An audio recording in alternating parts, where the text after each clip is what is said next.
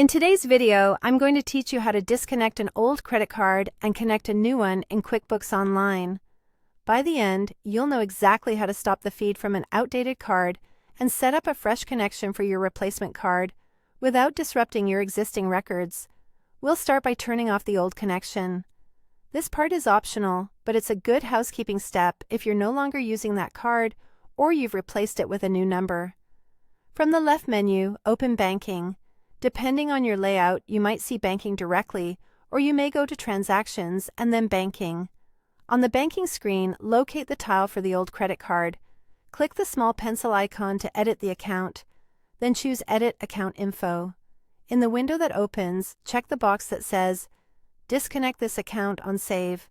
Finally, select Save and Close. This stops QuickBooks from pulling in new transactions from the old card, while keeping all previously downloaded activity intact. It won't delete history, change your reconciliations, or remove the account from your chart of accounts. It simply stops the sync. A quick tip here. Make sure you've cleared or categorized any remaining downloaded transactions first, so you don't leave anything hanging when you disconnect. Next, let's add the new credit card connection. Stay on the banking page and click Add Account. In the search field, type the name of your credit card provider and select it from the results. You'll be prompted to sign in using the login credentials for your new card.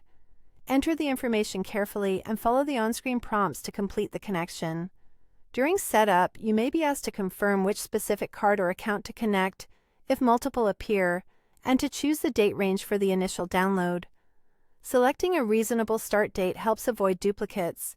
You may also be asked whether to link the feed to an existing credit card register in your chart of accounts or to create a new one.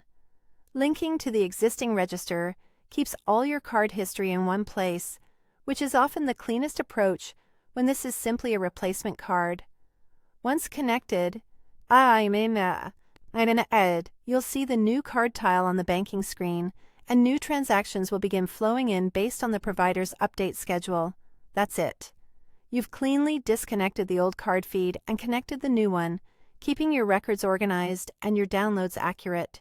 If anything looks off after connecting, refresh the banking page and review the first batch of transactions to confirm they match your statements.